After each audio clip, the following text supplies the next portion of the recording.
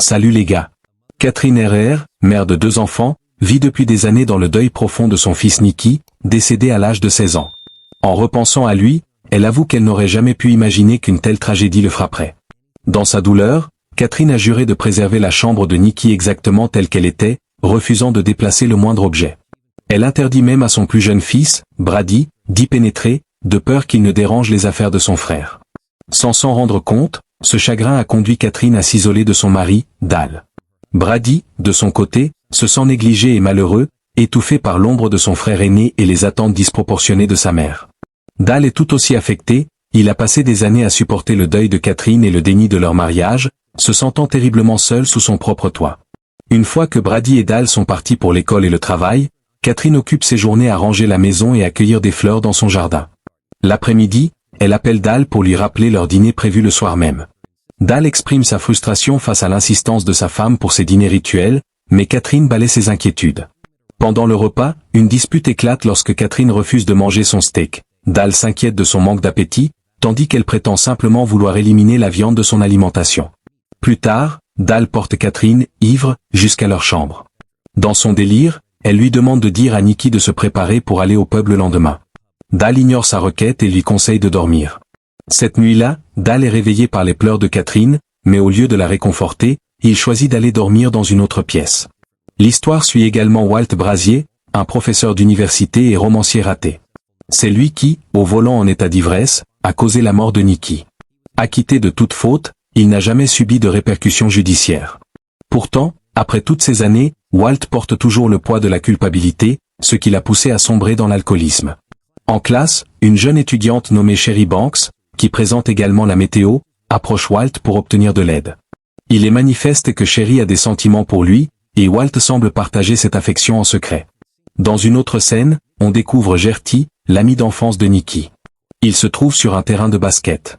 Gertie était dans la voiture avec Nicky lors de l'accident tragique. Sa culpabilité se manifeste par un comportement rebelle, bagarre de gang et vol. Il vient d'ailleurs de purger une peine dans un centre de détention pour mineurs pour le vol d'une voiture. À sa sortie, son père, Carl, l'attend.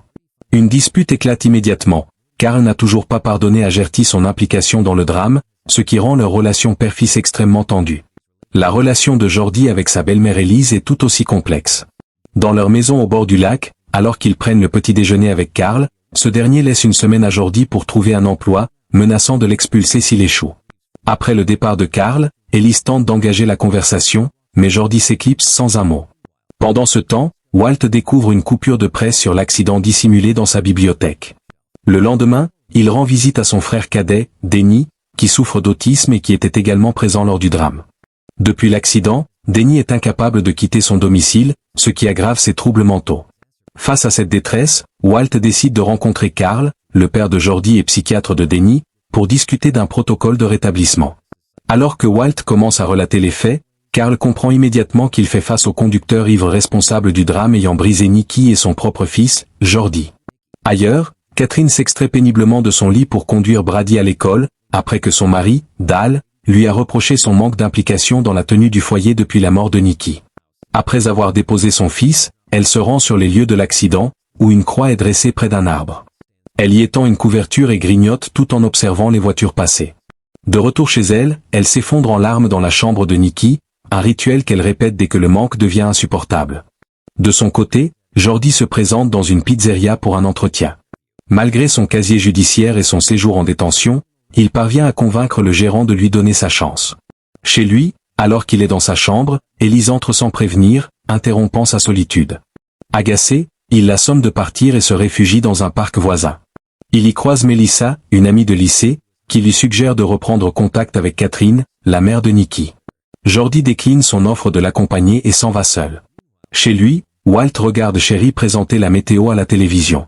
Sa femme, Abby, tente un rapprochement, mais il la rejette froidement. Exaspéré par son attitude, Abby décide de le quitter pour s'installer chez sa sœur, affirmant que leur mariage n'est plus viable. Dès le lendemain, Walt et son étudiante Sherry entament une relation sexuelle. Le même jour, chez Jordi, ce dernier aperçoit Élise nue dans sa chambre alors qu'il passe devant la porte. Elle se couvre précipitamment d'une serviette, mais Jordi s'approche lentement et ils finissent par coucher ensemble. Ils sont presque surpris par le retour de Carl, obligeant Jordi à se cacher dans la salle de bain avant de s'éclipser. Une liaison s'installe alors entre eux, Jordi et Élise profitant de chaque absence de Karl.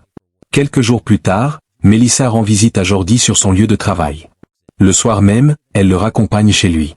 À l'intérieur, ils évoquent le souvenir de Nikki, ce qui bouleverse Jordi.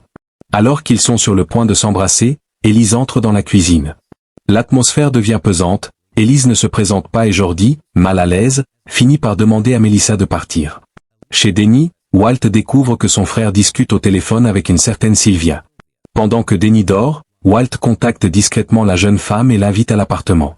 À son arrivée, Denny, qui n'a interagi qu'avec Walt au cours des 2 dernières années, tente de se cacher, terrifié par cette présence étrangère. Consciente de la vulnérabilité de Denny, Sylvia choisit de sortir de la pièce pour lui laisser son intimité. Elle l'informe qu'elle l'attendra juste derrière la porte afin qu'il puisse simuler une conversation téléphonique, ce que Denny accepte. Tandis qu'ils discutent, Walt observe son frère retrouver un semblant de normalité pour la première fois depuis le drame. Il ressent un immense soulagement, réalisant qu'il reste un espoir pour la guérison de Denny. Plus tard dans la soirée, alors que Sherry et Walt sont au lit, la jeune femme mentionne qu'elle l'avait interviewé 2 ans plus tôt, juste après son accident de voiture. En entendant cela, Walt est déstabilisé et quitte Sherry sans dire un mot. Le même jour, à la pizzeria, Jordi travaille comme à son habitude quand son manager entre et le presse de s'activer. Excédé par l'attitude de son patron, Jordi finit par se rebiffer, une violente dispute éclate et il finit par démissionner sur le champ. Il appelle son amie Melissa pour qu'elle vienne le chercher, ce qu'elle accepte. Voyant que Jordi passe désormais plus de temps avec Melissa qu'avec elle, Élise est dévorée par la jalousie et le confronte. Il l'ignore froidement et part avec Melissa. Cette nuit-là, incapable de trouver le sommeil, Jordi décide d'appeler Catherine. Ils conviennent de se voir le lendemain. Jordi et Catherine se retrouvent sur une plage voisine et leur conversation finit par dériver sur Nikki. Au fil de leur échange, nous apprenons que la voiture que Jordi et Nikki conduisaient lors de l'accident était volée, ce qui explique pourquoi Jordi a purgé une peine de prison. Le fait de se confier l'un à l'autre aide à apaiser la culpabilité qu'ils portaient chacun de leur côté, allégeant progressivement le poids qui pesait sur leur cœur. Catherine rassemble toutes les affaires de Nikki et y met le feu. Elle prend conscience qu'elle ne peut ni modifier le passé, ni changer ce qui s'est produit depuis le décès de son fils. Après 2 longues années de deuil dévastateur, elle décide qu'il est enfin temps d'aller de l'avant. Peu après, elle va trouver son plus jeune fils, Brady, pour s'excuser de l'avoir négligé pendant tout ce temps. Elle lui fait part de son intention de l'emmener en vacances pour rattraper le temps perdu. Brady accepte ses excuses et ils partagent une étreinte sincère. Chez Denny, Walt observe son frère se préparer pour un rendez-vous avec Sylvia. Pour la première fois en 2 ans, Denny rassemble le courage nécessaire pour quitter la maison. Voyant que la situation de son frère s'améliore enfin, Walt trouve la force de confronter Catherine. Il se rend chez elle pour lui présenter ses excuses, mais Catherine est encore trop meurtrie et n'est pas prête à les accepter. Bouleversée, les larmes coulant sur son visage, elle monte en voiture avec Brady et s'éloigne. Lorsque Jordi rentre chez lui, il tente de parler à Élise, mais il est interrompu par son père, Karl, qui l'agresse immédiatement. Karl vient de découvrir la vérité sur sa liaison avec Élise.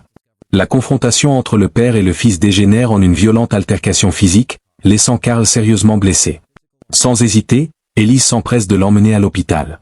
Pendant ce temps, on voit Denny savourer un dîner au restaurant avec Sylvia, tandis que Catherine conduit sa voiture, rayonnante de joie après des années de chagrin. Jordi quitte la ville avec Melissa en quête d'un nouveau départ, alors que Walt reste assis seul dans un restaurant. Abonne-toi.